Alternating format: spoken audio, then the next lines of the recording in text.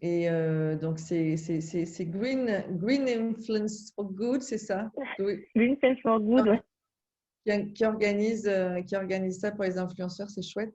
Alors, pour que je puisse justement aller un peu à l'essentiel, vous avez envie de savoir quoi? Qu'est-ce qui pourrait être… Parce que moi, j'ai déjà envie de vous parler de certaines choses, mais déjà, vous avez vécu toutes les trois le jour sans téléphone, la journée sans téléphone, c'est ça? Oui. Donc, c'était comment pour vous? Oui, et ben moi c'est quelque chose que je fais assez souvent quand même, on va dire à peu près une fois par semaine parce que j'ai 2 enfants et je leur consacre vraiment une journée par semaine, donc bien et à chaque fin de journée ça fait vraiment du bien en fait et on se rend compte de tout ce qu'on a pu faire dans la journée autre que être sur son portable ou voilà. Avec les Vraiment mains libres. oui. Avec les mains libres, ouais. Et Fanny? Pareil, ça fait du bien. C'est quelque chose que je fais même depuis en fait 21h30. Maintenant, j'éteins le téléphone, je le laisse dans le bureau et je l'emporte plus dans la chambre. Ça m'a fait un déclic quand même là-dessus aussi. De me dire que Super, c'était pas si compliqué non plus de l'abandonner le soir en fait. c'est ça. C'est juste une Et du décision. coup, ça me permet de retrouver du temps pour lire, pour faire autre chose plutôt que de passer du temps à scroller. Ouais. Et Camille? Bah, moi, c'est un truc que je fais déjà un petit peu. Et là, c'était sympa. Du coup, j'ai même. En fait, souvent, je le fais. Je garde juste les textos avec mes amis et mes proches parce que je vis toute seule. Donc, c'est histoire d'avoir un petit peu un lien social. Mais là, du coup, je l'ai un peu moins fait. Et c'était cool aussi voilà, de décrocher complètement. C'est un truc que je fais moins souvent depuis 1 an parce que généralement, c'est ce que je fais quand je suis en montagne. D'accord. Voilà, quand je suis en montagne, bah, y a pas de réseau en fait, tout court. Ouais. Du coup, il n'y a pas d'utilisation à avoir du téléphone. Et c'est vrai que ça fait du bien. Généralement, ça me ressource beaucoup quand je suis en montagne de décrocher complètement. Donc voilà. Et dites donc, c'est rare d'avoir des influenceuses déconnectées. C'est la première fois que je rencontre des influenceuses déconnectées. Donc, chouette. Ouais. C'est bien de pouvoir vivre avec ces paradoxes parce que il y a que ça aujourd'hui qui va être possible. Hein. C'est de faire du et en fait. Donc, moi, ce que je vous propose, c'est que je vais partager un écran et j'ai préparé un petit truc. Donc, je vais en gros parler dessus et puis vous n'hésitez pas à me poser des questions ou à m'interrompre ou voilà, vous vous sentez libre. OK? Ok. Ça vous va? Oui, parfait. Donc, très souvent, alors moi j'ai créé le Digital Detox Institute beaucoup pour intervenir dans les entreprises, pour justement essayer de ramener un peu d'équilibre. Où on parle beaucoup de Digital Detox, mais moi je préfère parler de bien-être digital. Voilà, parce que dans Digital Detox, il y a un côté genre je suis un tox et il y a beaucoup de gens qui sont dans le déni de cette tox. Donc en fait, quand on parle d'hyperconnexion, ce qui est intéressant, c'est quand même de savoir de quoi on parle. Moi, je ne suis pas du tout contre la connexion, mais je suis contre l'hyperconnexion. Ben oui, j'adore Internet comme vous. Je m'en sers d'ailleurs, voilà, quoi, c'est utile quand on voyage. On sait qu'aujourd'hui, quand même, Internet a changé beaucoup de choses. Et il faut quand même aussi se rappeler que Internet est aussi en perpétuel changement. Alors, ça veut dire quoi? Ça veut dire que il y a une certaine époque, vous ne la connaissez pas, mais moi, je l'ai vaguement connue. Au départ, avant d'avoir Internet, on était quand même, il y avait un gros cérémonial. On parlait d'ADS, enfin, on parlait pas d'ADSL, quoi. En gros, on fallait libérer la ligne de téléphone pour avoir accès à quelque chose. Et ça faisait un boucan pas possible. Et petit à petit, ensuite, il y a eu ce 2.0, c'est-à-dire le web social, où tout d'un coup, ça a été très conversationnel, où il y a eu cette bascule à un moment donné pour pouvoir discuter, échanger, parler, travailler avec les internautes. Et c'est d'ailleurs ce qui a créé, je ne sais pas si vous vous souvenez, le printemps, hein, le printemps arabe. Après ça, il y a eu le smartphone en 2007. Donc en 2007, il y a un moment donné où Apple lance un téléphone et tout d'un coup, c'est une nouvelle expérience parce que ça veut dire que on peut être mobile avec cette connexion. Et donc vraiment, ça change quelque chose même dans le corps. Et nous, on a vécu ça comme si c'était normal, mais on ne nous a pas vraiment éduqués pour se dire, tiens, j'ai un truc au bout de la main et finalement, maintenant, je peux être sans arrêt connecté. Et le dernier truc qui a vraiment tout changé aussi, c'est quand même le hashtag où le hashtag, c'est quand même tout de suite maintenant. Voilà, le hashtag, c'est quand même, ça caractérise cette urgence du temps. Voilà. Donc, alors, ne parlons même pas de l'accélération de cette hyperconnexion depuis qu'on vit ce qu'on vit, hein, depuis le Covid. Et qu'est-ce qui fait qu'on est hyperconnecté? Un peu de gens le savent. C'est qu'en fait, il y a un truc qui est important, c'est que nous, on a besoin de dopamine. D'accord? Les pchits de dopamine, c'est quand on a du plaisir. Et à un moment donné, on reçoit un cadeau, il y a un pchit de dopamine dans le disque dur. Et bien là, chaque fois qu'on a une nouvelle info, qu'on a un petit pouce qui se lève, qu'on a un like, c'est un pchit de dopamine. Donc, qu'est-ce qui se passe? Du coup, au bout d'un moment, on devient accro à ce petit pchit de dopamine, cette petite picouse de dopamine. Et donc, on a envie d'avoir plus de likes, plus de pouces, plus de followers, plus de… Voilà. Et donc, ça devient en gros le couple parfait entre la dopamine et la connexion. Voilà. Sauf qu'avant, la dopamine, on l'avait quand même beaucoup en faisant du sport, ce qui est quand même plus tout à fait le même sujet, quoi. Voilà. Donc, bon, moi, je l'aime bien cette slide parce que qu'est-ce que ça veut dire? Ça veut dire qu'en gros, quel que soit l'endroit où on se trouve, généralement, qu'est-ce qu'on demande? C'est où est-ce qu'il y a de la connexion? On arrive quelque part, dans un désert ou dans un hôtel ou en vacances. La première et la seule question qu'on va se poser, c'est où est-ce qu'il y a de la connexion? Voilà. Donc, c'est devenu, en gros, notre silex.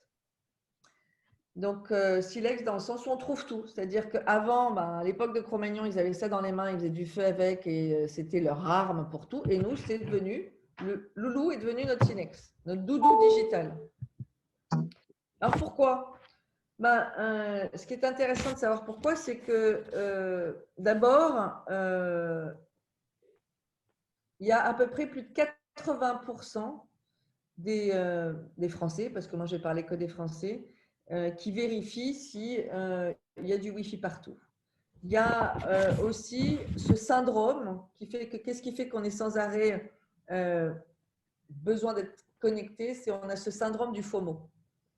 Qu'est-ce que c'est le FOMO? C'est the fear of missing out. C'est cette peur de manquer d'infos.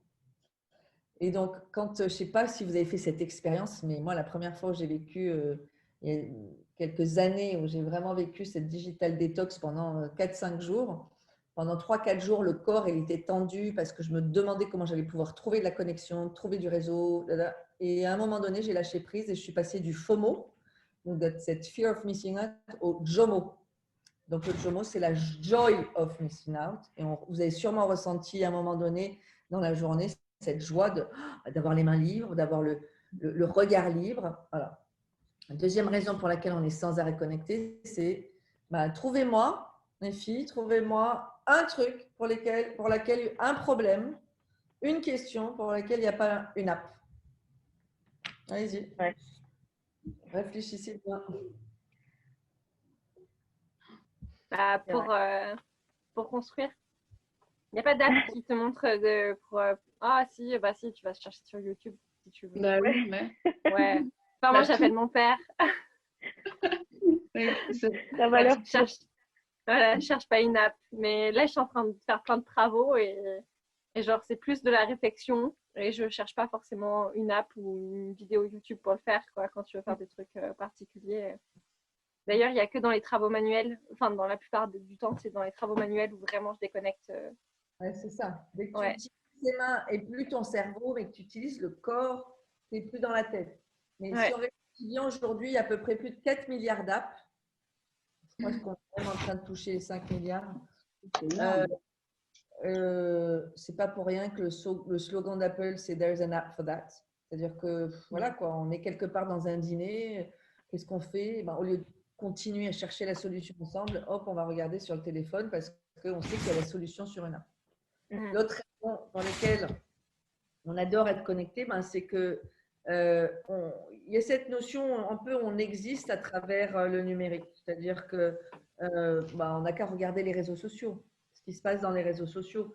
On a l'habitude d'utiliser les réseaux sociaux pour se raconter. D'ailleurs, on a carrément glissé vers une sorte de mouvement, d'égo-mouvement. C'est-à-dire qu'on voilà, qu'on se montre, on raconte notre vie. C'est rare qu'on se montre genre avec des kilos en trop, avec la cellulite, avec les poches sous les yeux, ou quand on est déprimé. C'est rare, hein. C'est plutôt genre en mode wonderful, maquillé, voilà, avec le visage retraité.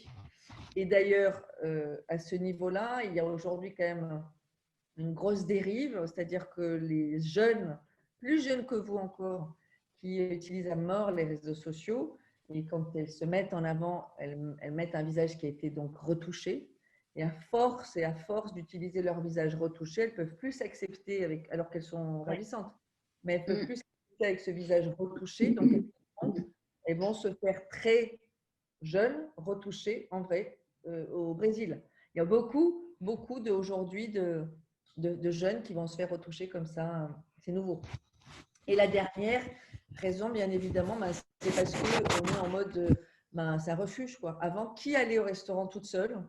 On y allait avec un bouquin et encore, on osait à peine y aller. Aujourd'hui, on peut aller dans un resto sans problème seul ou s'asseoir n'importe quand, moment seul, parce que c'est une sorte de refuge. Et du coup, c'est aussi une sorte de refuge parce qu'on n'est plus obligé de parler à qui que ce soit. Donc, c'est pour ça que moi, je dis qu'en fait, on est vraiment arrivé à un truc où on est seul ensemble. Voilà. Pourquoi? Parce que ça. Voilà. Pour moi, cette image, elle est très parlante. Voilà. On peut se demander comment ça se passe. Je ne sais pas dans quelques années si la pyramide de Maslow sera changée avec voilà, ce rendez-vous. Mais juste de peut-être prendre quelques secondes pour savoir comment ça vous parle quand vous voyez ça, quoi.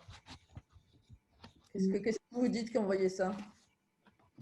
Que j'aime trop manger pour que le wifi passe avant. Ok. Pour le coup, là. Le wifi? Ah non, le wifi, c'est pas dans mes pires. Ah non. Ah.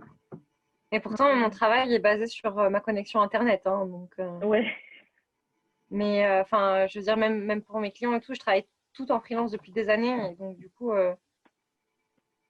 genre sans wifi, je peux pas bosser, mais non, quand même, quoi. Manger Ouais. et ma famille, ça passe d'abord. Tu es où, Camille, toi? Là? Moi, je suis à côté de Nice. À côté de Nice, d'accord. Ouais. Ok. C'est pour ça que je suis en débardeur. Il fait chaud ici. Donc, en gros, tout ça, ça a un impact. Donc, ça a forcément aujourd'hui un impact important sur notre manière de vivre, sur notre qualité de vie. Donc là, c'est une slide, je vous laisse la lire, mais voilà quoi. Je pense que il y a beaucoup d'incompréhension déjà entre les générations. Où moi, quand je les vois jouer sur les trucs de Pokémon, voilà, je me dis, mais c'est quoi ce délire? Mes parents me regardent, moi, complètement genre hallucinée parce que il y a une sorte de pression sociale, parce que ils me voient sans arrêt en train de peut-être répondre au téléphone. Donc, en fonction des générations, il y a toujours un étonnement de génération en génération, et puis aussi un étonnement parce que on a beau savoir que ça altère notre qualité de vie, on continue. Donc, on continue aussi parce que ça arrive dans le travail, qu'on se dise que c'est un véhicule de la performance. Et je l'ai encore plus aujourd'hui qu'hier. Pourquoi? Parce que les entreprises ont d'abord fait cette révolution numérique et ensuite parce que le télétravail oblige aujourd'hui. Donc, au côté professionnel, je vous ai mis quelques chiffres. Des chiffres, même s'ils sont anciens, ils n'ont pas beaucoup bougé. Mais en tout cas, voilà, c'est qu'il y a à peu près plus de la moitié des Français qui considèrent que cette hyperconnexion, elle est vraiment stressante. Et aujourd'hui, c'est quand même dingue de savoir que la majorité des Français se connectent pendant un temps de loisir. Donc ça quand même, ça change toute la donne dans la manière de vivre. Qu'est-ce qui est responsable de ça? Déjà, de savoir que le mail, c'est le premier responsable de stress au bureau, c'est-à-dire qu'on se dit le matin, tiens, allez, je vais descendre ma to-do list avec mes mails, et puis on arrive au milieu de l'après-midi et les 50 mails qu'on avait réglés le matin sont à nouveau revenus. Donc, c'est très énergétivore. On sait qu'on est interrompu plus. Là, aujourd'hui, j'ai mis toutes les 7 minutes, mais c'est bien plus. Et nous, on pense qu'on peut switcher du téléphone à l'ordi, à un texto, à un Instagram, de manière fluide, eh ben, le cerveau, il ne peut pas. Et ça l'épuise. Voilà. Parce que ça lui demande de se reconditionner régulièrement. Et donc, ça vient vraiment tirer une énergie qu'il n'est pas capable de donner en continu. Et nous, on lui demande de le donner en continu. Voilà. Donc, qu'est-ce qui se passe en fait aujourd'hui? Ben, aujourd'hui, il y a quand même dans les entreprises, pourquoi on est assujetti à ça, c'est qu'il y a cette infobésité. Qu'est-ce que c'est l'infobésité? Ben, la surcharge d'infos. Voilà, sans arrêt de l'info, de l'info, de l'info, et des études, et de l'info, et des mails to all. Et on ne sait même plus comment gérer, comment traiter, comment. Voilà. L'autre sujet, c'est qu'il y a ce blurring. Le blurring, c'est qu'il n'y a même plus aujourd'hui de frontières entre la vie perso et la vie pro. C'est-à-dire qu'avant, on rentrait au boulot, quand on n'avait pas cette hyper-connexion, au moins, on était totalement présent et disponible pour vivre la vie de famille ou la vie de couple ou la vie de pote. Aujourd'hui, ben non. Aujourd'hui, quand on rentre, on est sans arrêt avec le téléphone en train de regarder. Bien évidemment, quand j'ai une conversation avec ma meilleure copine ou avec mon mari, ben, je vois un mail du bureau, ça va forcément me polluer. Donc, ça vient gâcher ma journée. Et quand je suis en train de bosser, j'ai des mails des copains, je fais mes courses, je prépare mes vacances. Donc, il n'y a plus aucune frontière. Donc, ça, même pour le cerveau, c'est quand même pas rien ben, de plus savoir comment s'adapter, quoi. L'autre chose, c'est ce que je vous disais, c'est que on pense qu'on est multitask. On pense qu'on peut passer d'un outil digital à un autre outil. Et en fait, le mot multitask, il a été inventé pour les ordis. Et nous, qu'est-ce qu'on fait? On se l'est approprié. Voilà. Donc, et puis ensuite, bien évidemment, on se l'est approprié pour passer plus de temps en URL que in real life. Moi, si je vous demande combien de temps vous passez chaque jour en tête-à-tête avec des gens sans votre téléphone et combien de temps vous passez en général, hein, pas quand on est en vacances, mais en général, combien de temps vous passez avec votre écran? Quel est le ratio? Ah, moi, il est terrible. Ouais, tu dis quoi, toi? Moi, il est terrible. Je vis toute seule et je travaille sur un ordinateur toute la journée. Donc, combien de temps? Bah, très sincèrement, des fois, je travaille de 6h30 du matin à 22h. Donc, je fais quasiment pas de pause. Donc voilà. Hein? Non, je disais RL. Après, là, en ce moment, du coup, vu la situation, pas beaucoup de temps avec les gens, vu que je vis toute seule. Et que voilà, il y a le couvre-feu à 18h, le confinement le week-end ici chez moi. Donc, du coup, le seul moyen d'avoir du contact avec les gens, c'est URL, quoi. Ouais, je comprends. Voilà. Et toi, RL? Moi, c'est un peu particulier parce que je suis puéricultrice à la base, donc je travaille à l'hôpital. Donc voilà, là, il n'y a pas d'ordi. Même si on a un outil informatique, on est vraiment au contact des gens. Et puis, j'ai 2 enfants, donc ça me prend aussi beaucoup de temps. Mais sinon, en moyenne, je suis surtout sur Instagram, moi, et à répondre aux mails. Et c'est entre, on va dire, 45 minutes et 2 heures par jour quand même, quoi. Ok, ce qui est très convenable. Oui, voilà. Après, j'ai limité les applications pour vraiment justement me recentrer sur une parce que si on en a trop, on va aller faire forcément un tour sur Facebook, sur d'autres applis. On ne se rend pas compte du temps passé et du coup, là, voilà, j'en ai supprimé plein histoire de me concentrer que sur Instagram. Ouais, Fanny? À peu près le même ratio en fait. Et voilà, je vis pas seule, j'ai mon mari, donc c'est vrai que je vois quand même quelqu'un le matin, le soir, voire là la journée puisqu'il était là aujourd'hui. Mais ça permet de varier quand même pas mal. Je pense qu'en ratio, c'est pas trop mal quand même, honnêtement. Mais bon, il y a eu des jours clairement extrêmes, on va dire. Et voilà, après des jours, mais j'essaie de couper aussi beaucoup depuis un mois ou deux là, donc c'est vrai que le ratio est quand même meilleur maintenant.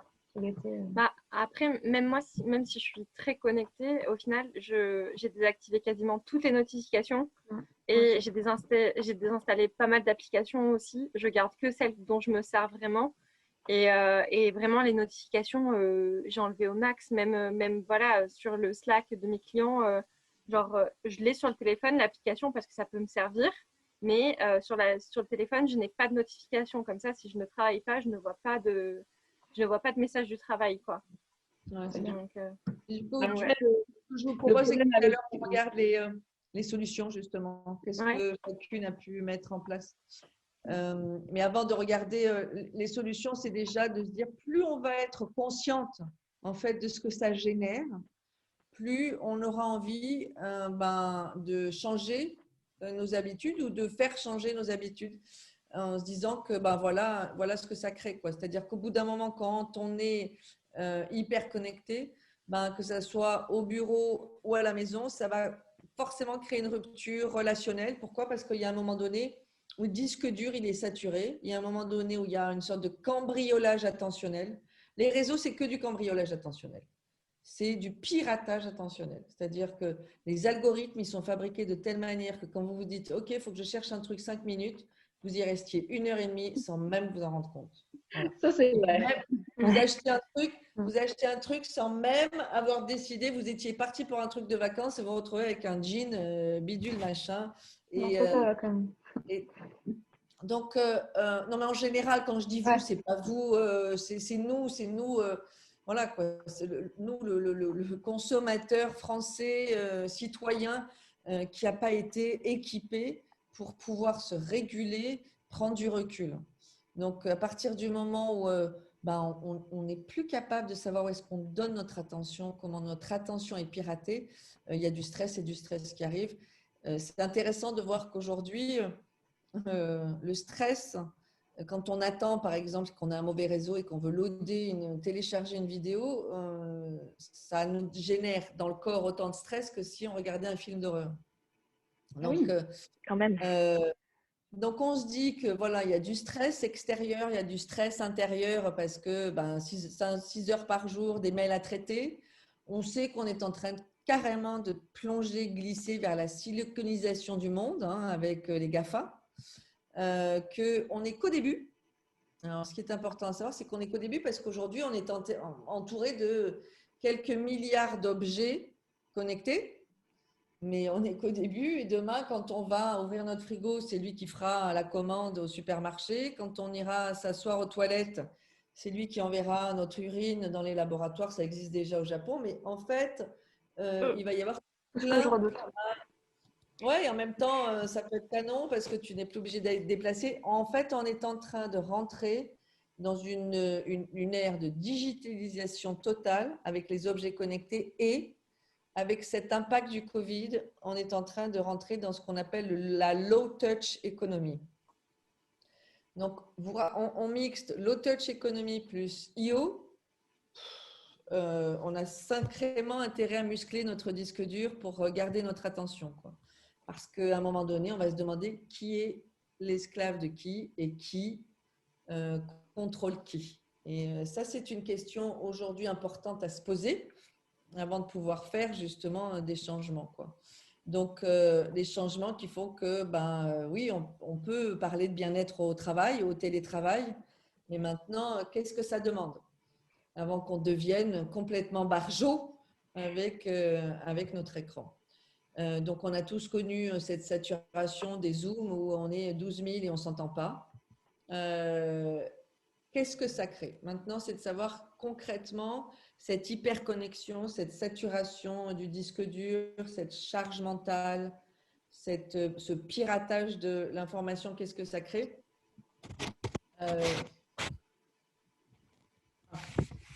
Ça crée de la monophobie. Monophobie, ça veut dire qu'en gros, on a peur, vous voyez, on a le syndrome de la main vide. On fait du checking compulsif. On est en même temps, qui n'a pas vécu dans le phubbing? Le phubbing, c'est quand même ce qui est le plus horrible, c'est cette contraction de phone et de snobbing. C'est-à-dire qu'on snob les gens avec notre téléphone. Et ça, on l'a toutes fait dans des restos, dans des dîners, dans des repas, dans des rendez-vous. C'est horrible aujourd'hui pour les réunions d'entreprise. Et on a toutes aussi fait sûrement de l'oversharing, c'est-à-dire qu'on va poster des photos qui ne nous regardent pas et qui sont de l'ordre de l'intime. Ah, je peux plus. Tu as touché quelque chose, je peux plus. Ah, ça y est. Hop. Non, c'est bon. Donc, qu'est-ce que ça crée comme aujourd'hui impact au niveau physique?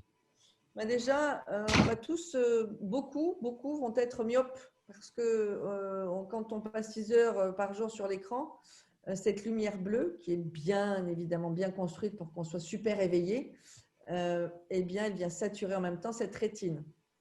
Quand on est comme ça, en train de regarder son téléphone, c'est comme si on avait 34 kilos au bout du cou. C'est-à-dire que le cou, voilà. Donc, ça crée aussi des grosses douleurs dans les vertèbres. Aujourd'hui, en Chine, il y a eu tellement de burn-out à cause de l'addiction, des jeux, de l'hyperconnexion, qu'il y a je l'ai mis, non, il n'est pas là, qu'il y a aujourd'hui des centres de rééducation pour vivre sans téléphone. Donc, on est quand même sérieusement en train de glisser vers quelque chose, et bien évidemment, on ne se rend pas compte de tout ça. Parlons de la mémoire. Qui se souvient de 6 numéros de téléphone par cœur? Pas moi. J'en connais un. Ah, si, peut-être. 3. Donc, on a Alors, ouais, non, si un peu plus avec les fixes, mais bon, ça compte si ça fait 20 ans que ça n'a pas changé. Non, honnêtement, c'est vrai, maintenant, on regarde un nom, on ne regarde pas un numéro, donc on ne fait plus d'efforts, on enregistre tout.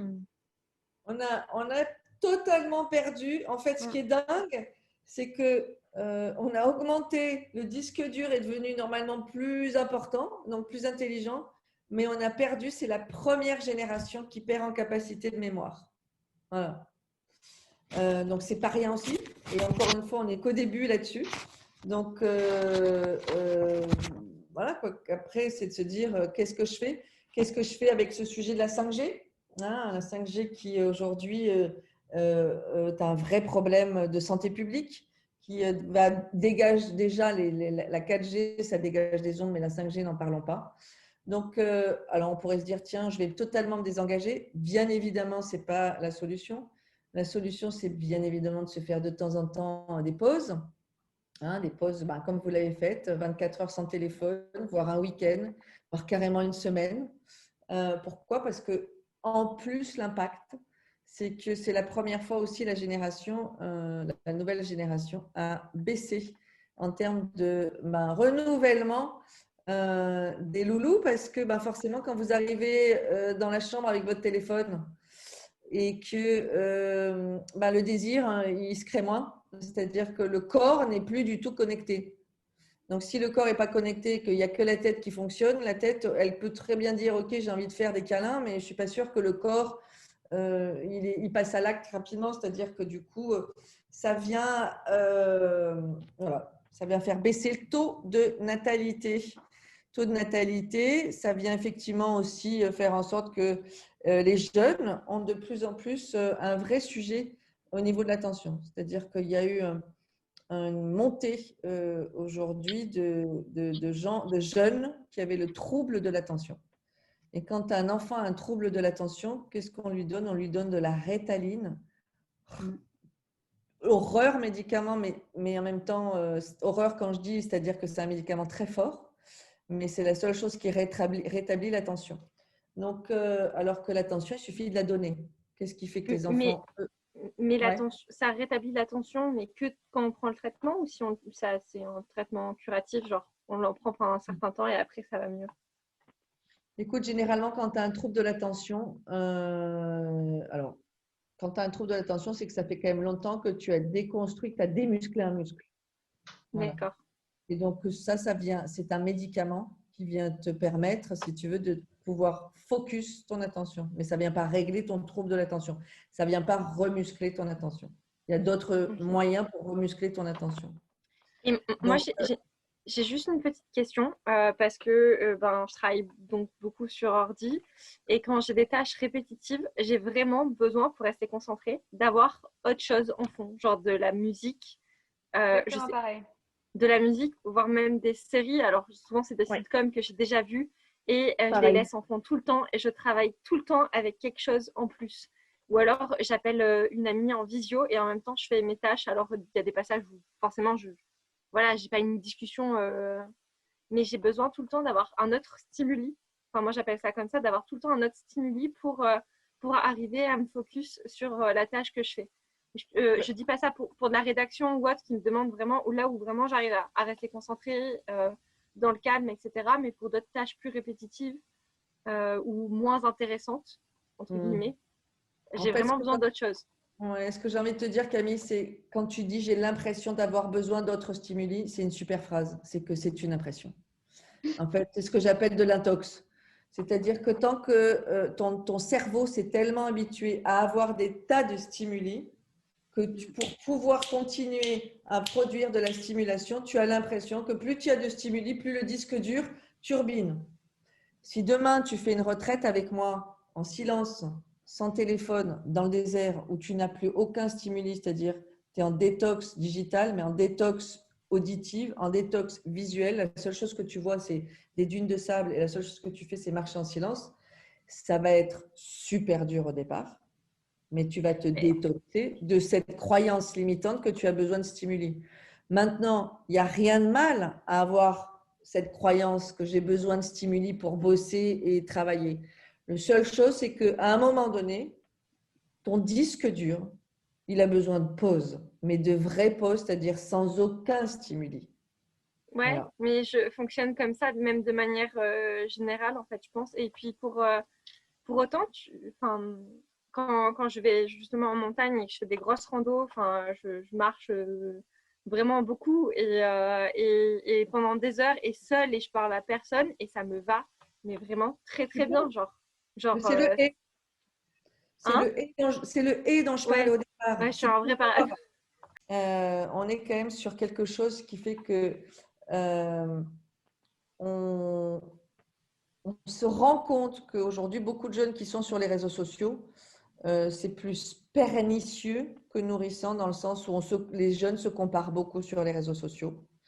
Parce que, ben voilà, quoi, il va y avoir des jugements, ils ne m'ont pas invité, ou alors elle est canon, ou alors son mec est canon, ou alors waouh, les tablettes de chocolat, waouh, le machin, waouh, les vacances, waouh, je sais pas quoi. Et donc, il y a un truc qui se crée qui fait que petit à petit, plus je me suis sur les réseaux sociaux, plus je me compare, plus je juge, et du coup, je forge mon muscle relationnel sur la comparaison et le jugement. Pas génial comme estime de soi. Voilà, donc on sait qu'il y a tout ça, que le temps est totalement bouffé par les applis, on a parlé de cette hyperconnexion, qu'aujourd'hui, bien évidemment, l'idée, ça serait de se dire que, ben, ok, je vais faire du et, c'est-à-dire que je vais faire de la distraction et en même temps, je vais aussi, quand je suis connectée, comment je peux passer ce temps de manière positive, optimisée. Et quand je dis optimiser, ça veut dire encore une fois comment je peux choisir. Si je choisis de me connecter, je choisis de me connecter peut-être de manière éthique. Je choisis de ne pas rester 3 heures à surfer sur des vidéos de chats et de maquillage et de machin si je n'ai pas besoin d'apprendre, mais juste parce que je me rends compte que les algorithmes sont venus pirater mon cerveau. C'est comment je remets de la conscience là-dessus. Alors, il y a plein de solutions hein, pour les jeunes. Il y en a une super pour les parents, c'est MidCircle. Après, je vous parlerai des applis qui sont bien pour se déconnecter. Mais celle-ci, elle est vraiment top pour la famille. On sait qu'aujourd'hui, il y a plein de Français qui veulent se déconnecter. Il y en a plein qui ont envie de faire une digital detox. Il y en a beaucoup qui se disent ah, j'en peux plus d'être connecté. Mais il y en a peu qui osent passer le pas. Parce que moi, quand j'organise juste des journées de digital detox, c'est que ça commence par un téléphone qui est enlevé et mis dans une caisse et la caisse est amenée hors de la pièce. Rien que là, il y a déjà quelque chose qui se crée au niveau du corps. Donc, la vraie question, c'est déjà de se poser, c'est est-ce que je suis addict? Est-ce que je suis dépendant ou est-ce que je suis équilibré par rapport à ma relation au téléphone? Et quand je pose cette question, généralement, il y a toujours, en gros, 30% de gens qui se sentent équilibrés et puis, on va dire, 60% des gens qui se sentent dépendants et 10% qui sont addicts. À la fin d'une conférence, il n'y a plus personne qui est très peu, qui reste équilibré. Il y en a 50% dépendance et allez, on va dire 40% addicts. Donc, tant qu'on ne sait pas quelle relation on a avec notre doudou digital, on ne peut pas faire le pas de côté. On ne peut pas prendre des décisions. On ne peut pas retrouver un équilibre, un bien-être digital. Donc, d'abord, la première chose, c'est quelle relation j'ai avec mon… D'après vous, quelle relation vous avez avec RL, toi, tu dirais quoi? Équilibré, dépendant, addict? Alors, la différence entre les trois, c'est équilibré, c'est que je passe autant de temps, en gros, hein, dans ma vie en URL qu'en IRL. Voilà, c'est-à-dire que voire plus, même plus de temps en IRL avec des vrais gens ou avec du terrain ou à planter ou à faire du miel. Voilà, c'est-à-dire que je passe plus de temps à être dans le manuel, dans le relationnel de la vraie vie. Ça, c'est je suis équilibrée et je prends mon téléphone quand j'en ai besoin, mes besoins. Dépendant, ça veut dire que mon téléphone, il est toujours en gros à portée de main, dans mon sac, dans ma poche quand je m'en vais. Et je l'utilise pour me diriger, je l'utilise pour chercher de l'info, je l'utilise, voilà. Et addict, il est à côté de mon téléphone, il est à côté de mon lit. Le matin, la première chose que je fais, c'est que je regarde mon téléphone et je ne vais pas aller regarder la météo par la fenêtre, mais par une appli. La dernière chose que je fais avant de m'endormir, c'est de regarder mon téléphone. Et bien évidemment, les textos, les applis, les machins, les réseaux sociaux. Quand je m'ennuie, plutôt que de prendre un bouquin, je prends mon téléphone. Quand je reçois une notification, je réponds à la notification tout de suite. En gros, quand je suis en train de déjeuner, dîner avec quelqu'un, j'ai mon téléphone posé sur la table, face ouverte. Et puis très souvent, quand je suis seule, j'ai plusieurs écrans ouverts en même temps. Et puis, ça peut m'arriver de me prendre la tête avec mes proches sur le sujet. Donc ça, c'est carrément quand même les bons… donc, quand je vous ai donné ça, toi, tu dirais que tu es quoi, RL? Moi, je dirais équilibré quand même, parce que c'est vrai que de par mon métier, j'ai pas toujours mon portable avec moi quand je travaille à l'hôpital. Après, quand j'ai ma casquette un peu influenceuse sur Instagram, voilà, forcément, je l'ai. Mais après, vu que mes enfants me demandent beaucoup de temps, c'est pareil. Mais bon, des fois, je me sens encore un peu quand même coupable. Justement de passer peut-être quand même un peu de temps sur mon portable plutôt que j'aurais pu passer encore plus de temps avec ma famille ou plus de temps avec mes enfants ou lire ou voilà. Et des fois, c'est la frontière de cet équilibre de dire des fois j'ai envie de tout couper et de vraiment jeter mon portable. Mais je sais que c'est pas possible parce que notamment avec le Covid, c'est aussi comme ça qu'on garde des liens avec les amis, avec la famille qui est loin. Ouais. C'est voilà, trouver le juste milieu et c'est pas toujours évident quand même de le faire. C'est ça. Toi, tu dirais quoi, Camille? Moi, je pense que je suis entre dépendant et addict. Et autant, par contre, s'il y a des gens, mon téléphone, il reste dans un coin et j'en profite vraiment. Je suis pas, enfin voilà, je vais pas rester sur mon téléphone si je suis avec du monde. Je l'oublie totalement. Mais par contre, c'est vrai que quand je suis toute seule, par exemple, d'avoir plusieurs écrans en même temps ou la première chose que je regarde le matin si je me réveille toute seule, c'est mon téléphone. Même si j'évite. Après, je vais pas regarder la météo sur le téléphone en premier. Je vais sortir la tête quand même. J'aime bien. Mais je pense j'ai un vrai paradoxe sur le fait que mon activité, mon travail, tout ça soit très, très connecté. Du coup, ça me rend forcément un peu addict. Mais pour autant, je pense que j'arrive, enfin, ou du moins, je me suis éduquée à déconnecter dès que l'occasion se présentait, quoi. Merci, J'aime bien courir en extérieur et tout, par exemple, enfin, voilà, pour déconnecter complet. Et toi, tu dirais quoi, Fanny, les filles qui… Green Moi, je pense que je suis passée d'une tendance entre addict et dépendante selon les moments de la journée, en fait, selon les activités. Ouais. Là, plus récemment, mais j'ai vraiment envie de continuer comme ça, à équilibrer justement, à savoir le lâcher. Ouais. Chose que j'ai pu faire, mais vraiment par épisode, en fait, sur une année, mais j'aimerais vraiment arriver à déconnecter.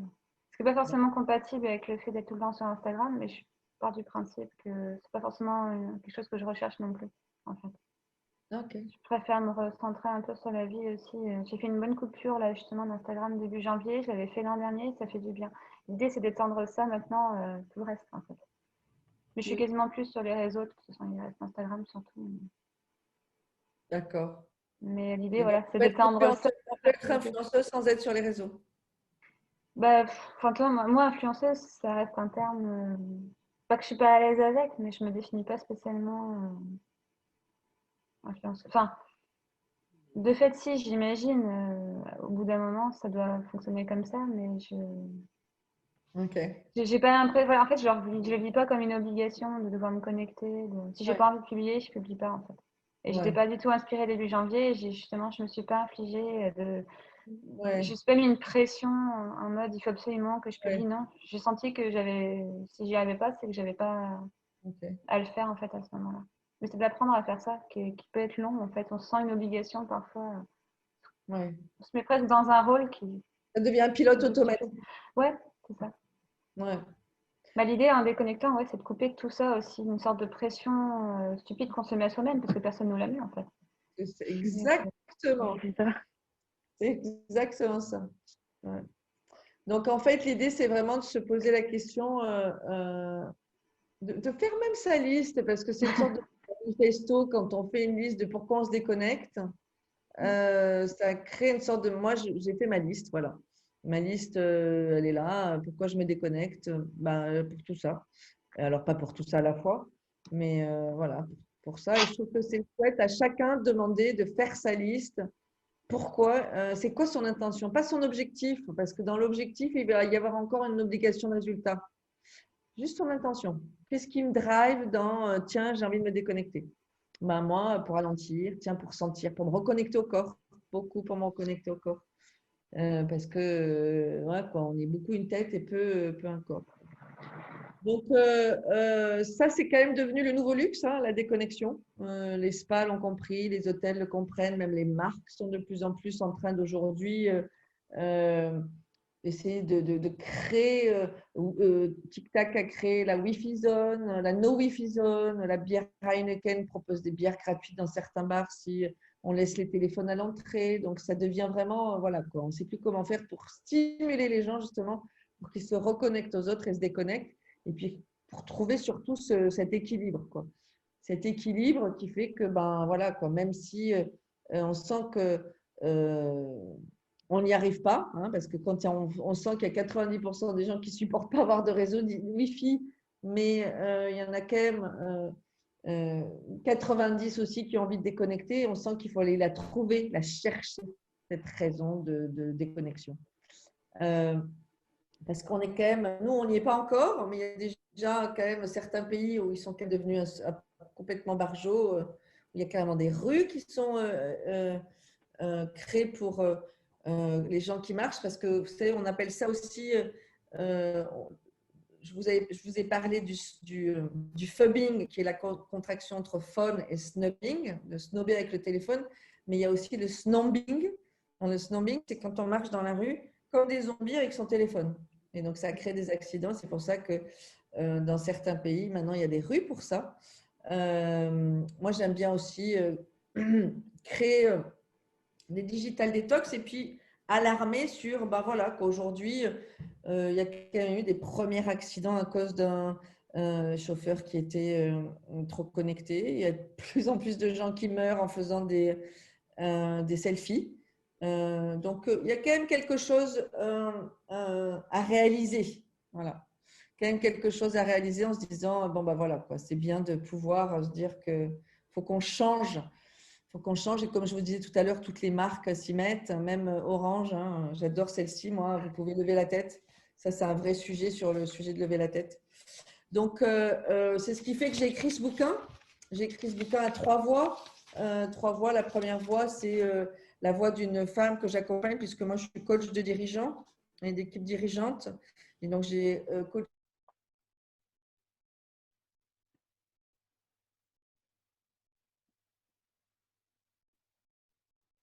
Et mon bouquin avec deux voix, il y avait la petite voix intérieure qui est très souvent on l'entend, notre voix intérieure qui nous dit mais arrête, arrête, là ça fait 2 heures que tu es connecté, qu'est-ce que tu fais? Fais autre chose. Mais ça ne nous empêche pas de continuer. On a beau lire les infos, hein, les infos de cette rupture attentionnelle, les infos comme quoi les enfants, pour les enfants c'est dramatique. Bon, en gros ça vient altérer totalement notre sommeil, mais ça a un impact aussi environnemental, hein, parce que quand on reçoit, quand il y a 200 milliards de mails par jour qui s'échangent dans la planète, faut aller les refroidir, les machines. Donc, pour les refroidir, les machines, ça demande aujourd'hui pas mal de jobs, donc ça a un impact sur l'environnement. On sait que quand même la prochaine première cause de mortalité en entreprise, ça va être le burn-out. Donc, une fois qu'on connaît tous ces impacts, les impacts sur le sommeil, les impacts sur le corps, sur les yeux, sur les épaules, sur le cou, à un moment donné, on peut aussi… Et ça, c'est des impacts, on va dire, évidents. Il y en a plein d'autres qui sont moins évidents. Donc, moi, je dis toujours… Psychologique. Hein? Psychologique aussi. Mais le stress, sur la dimension du stress. Mais c'est en fait c'est ce que je nomme en gros le burn-out. Tu vois, le burn-out digital. Moi, je pensais même par rapport à ce que tu disais tout à l'heure, aux filles qui se dévalorisent, etc. Enfin, ça entraîne aussi beaucoup de choses comme ça. Tu as raison sur la dépression. Regardons d'ailleurs, c'est quand même dramatique, il y a quand même des jeunes qui se suicident. Il y en a encore eu un à l'âge de 14 ans qui se suicide parce que il a été voilà quoi, aujourd'hui, comment on dit, emmerdé sur les réseaux sociaux. Donc, alors, ce qui est génial, c'est qu'on voit que Camille elle est en train de faire autre chose. Voilà. Camille arrive à écouter et à lire ses mails. Je t'ai chopé, Camille. Parce que j'écris les notes sur mon téléphone, j'ai pas trouvé de carnet en arrivant en retard. Et du coup, je vois les messages. Donc, en gros, voilà. Moi, je dis notre disque dur, c'est pas une poubelle. Donc, comme c'est pas une poubelle, faut soigner la qualité du contenu qu'on va mettre dedans, aussi bien en images, en mots, en texto, parce que ça a une incidence directe, voilà, sur le cerveau, sur la biochimie. Ça active des zones du cerveau. Donc, voilà quoi. Je me dis. J'aime bien cette métaphore. Dans certains pays, en fait, ils utilisent un piège pour attraper les singes. Qu'est-ce qu'ils font? Il y a une sorte de cage avec juste, dans la cage, il y a un trou avec une banane au bout. Et donc, le singe, et le trou, il est assez grand pour que le singe il puisse y glisser sa main. Mais pas assez pour qu'il puisse la retirer en tenant la banane. D'accord? Et donc, les singes, ils sont piégés parce qu'ils ne réalisent pas qu'ils peuvent lâcher la banane. Hein, et donc, ils sont piégés. Et nous, c'est la même chose. Voilà. Moi, je pars du postulat qu'on a la banane au bout des mains et que c'est à nous de décider ou pas de s'en sortir. Donc, après, il y a des applis, mais plein d'applis pour se déconnecter. Mais moi, ce que je pense important, c'est la première chose à faire, c'est, comme je vous disais, réaliser qu'on est addict, dépendant ou équilibré. Si on est addict et dépendant, à nous de choisir si on a envie de continuer à l'être, parce qu'on a le droit de l'être totalement. Et si on a envie de devenir plutôt dépendant qu'addict, faire ce pas de côté, ça demande déjà de se dire, je vais virer toutes les applis qui sont énergétivores. Je vais enlever quand mon téléphone sonne, le bruit, ça suffit. Je n'ai pas besoin du bruit, j'enlève le bruit, le flash. Voilà. Comme je fais le ménage à la maison, je vais faire le ménage sur mon téléphone, c'est-à-dire que je vire aussi les applis que je n'ai pas utilisées depuis un paquet de temps. Donc ça, c'est juste le b.a.-ba. Ensuite, j'arrête de foutre mon téléphone dans ma chambre. Au départ, c'est super dur. C'est exactement ce que vous disiez ce soir, les filles. Celles qui dorment ensemble avec quelqu'un, vous dormez à gauche plutôt que dormir à droite. C'est genre, c'est la même chose. L'idée, c'est de pouvoir juste, par exemple, s'endormir sans avoir le téléphone à côté. Et faire l'expérience. Le premier matin, c'était terrible. Le réflexe de me réveiller et de chercher le téléphone, en fait. Et ça m'a fait tellement prendre conscience du problème que du coup, ça m'a aidé en fait à couper. Quand j'ai réalisé ça, je me suis dit, mais non. Exactement. Le temps de la main de se dire, j'attrape ça et… En fait, vous réglez la question du réveil maintenant. Voilà. Ouais, c'est ça. C'est la chose à Par laquelle contre, je pense. Mais non, on achète un Il y en a petit encore un. réveil à l'ancienne. On achète un petit réveil à l'ancienne. Oh Il y non, a le pas de bruit est problème. horrible. Comment on fait pas celui qui fait tic-tac, mais juste le réveil que tu as quand tu voyageais. Et puis, ça, c'est le basique. Après, être attentive au blurring, être attentive au snubbing, être attentive au fubbing. Tout ça, c'est. Alors, moi, j'ai créé dans le bouquin, à la fin, il y a carrément 3 pages de dictionnaire des mots sur l'hyperconnexion. Euh, donc ça, c'est le basique. Ensuite, je dirais que notre meilleur moyen, c'est d'aller muscler son attention pour se la réapproprier. Aujourd'hui, l'attention ne nous appartient plus. Hein. Donc, comment on fait pour qu'elle nous appartienne à nouveau? On va la muscler. Comment on la muscle? On la muscle en méditant. Et donc, et là, c'est là où, du coup, c'est une solution qui est à portée de tout le monde. J'ai créé, moi, un programme de digital détox, de méditation digital détox sur Petit Bambou. Je ne sais pas si vous connaissez l'appli Petit Oui. Bambou. Oui. Voilà.